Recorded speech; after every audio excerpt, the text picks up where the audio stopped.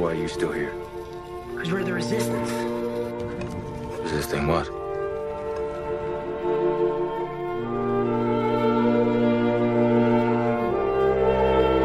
Just the two of you.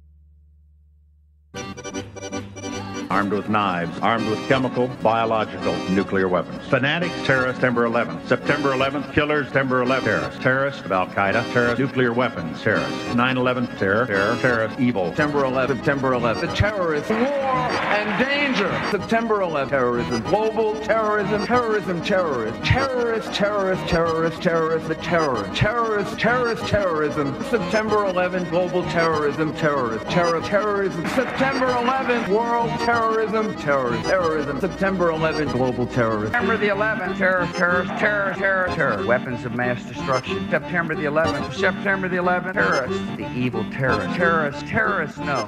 Terrorism. The words are hypnotically repeated. Terrorism, terrorist, terrorist threat, and of course, believed to be linked to Al-Qaeda. But it's the so-called war on terrorism that's in our faces practically 24/7 as the inescapable focus of our existence. One day, our grandchildren will look back on this time and ask, how was the war on terror won?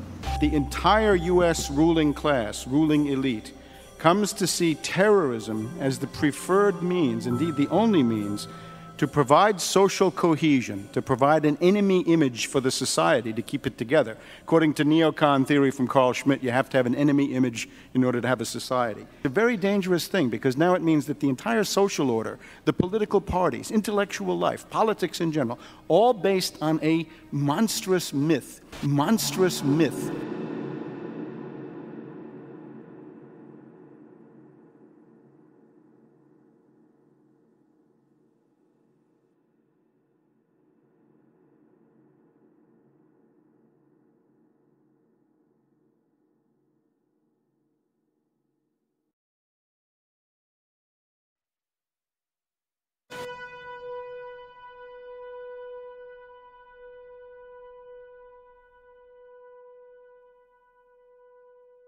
Look, the CIA has done in this country, what they've done to us is unbelievable.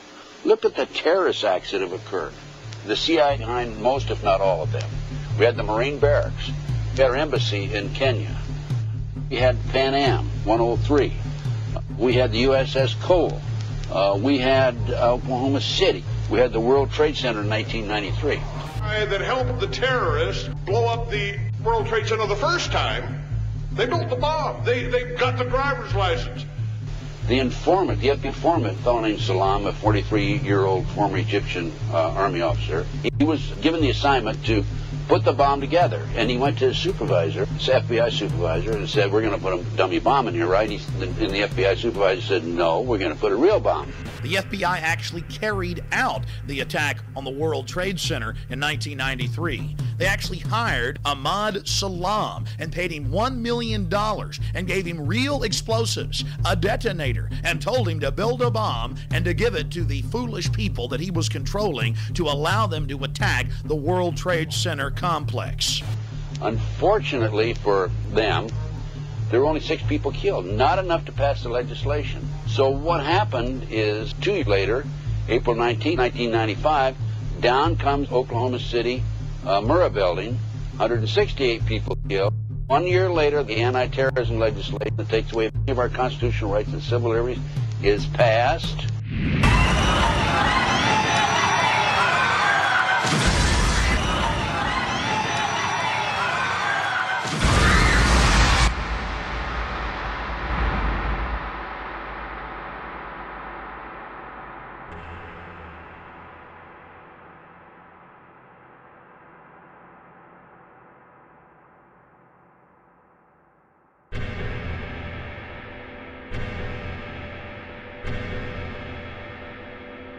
Because at 9:30 this morning, we were actually running an exercise for over a company of 1,000 people in London, based on simultaneous bombs going off precisely at the railway stations that happened this morning.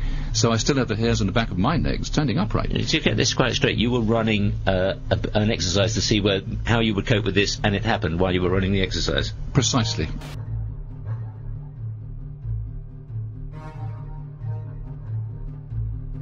Supposed to believe is some kind of coincidence, there was also an anti-terrorist drill going on 7/7.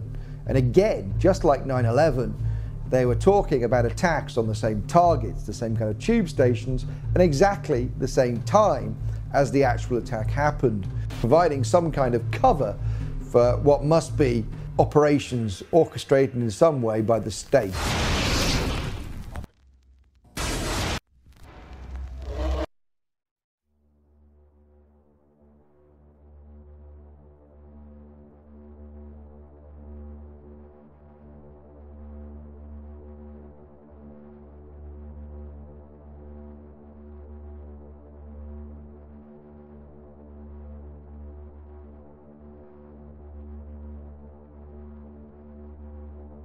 I am absolutely appalled at how much people in this country do not think.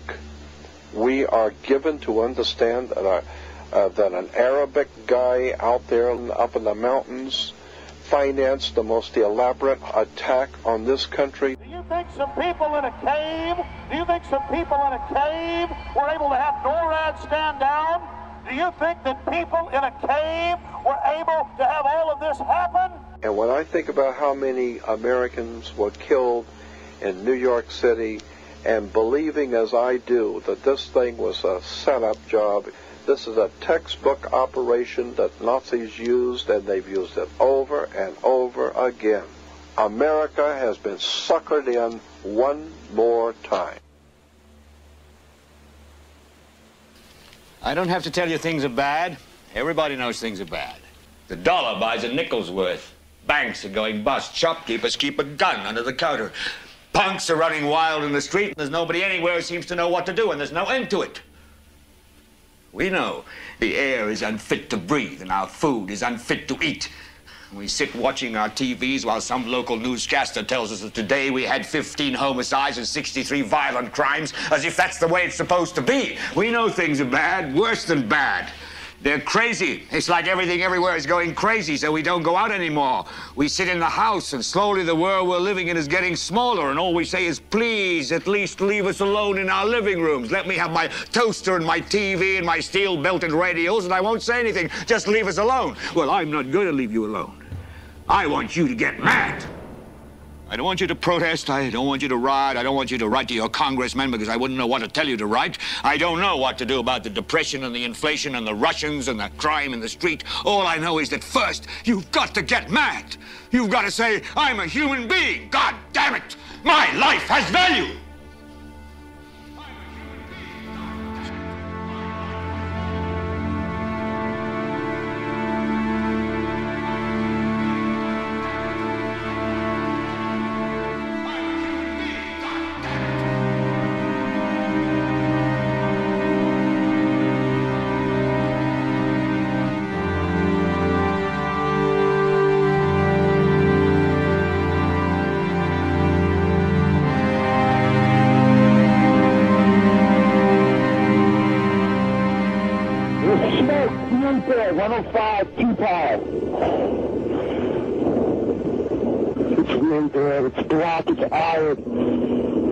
My wife thinks I'm all right. I called her and said I was leaving the building. I was fine, and I'm banged.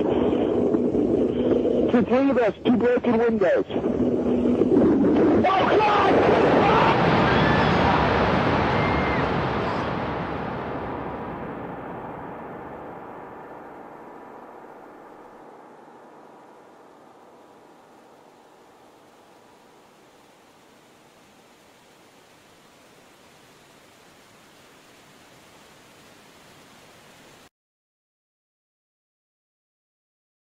Ladies and gentlemen, the very word secrecy is repugnant in a free and open society, and we are, as a people, inherently and historically opposed to secret societies, to secret oaths, and to secret proceedings.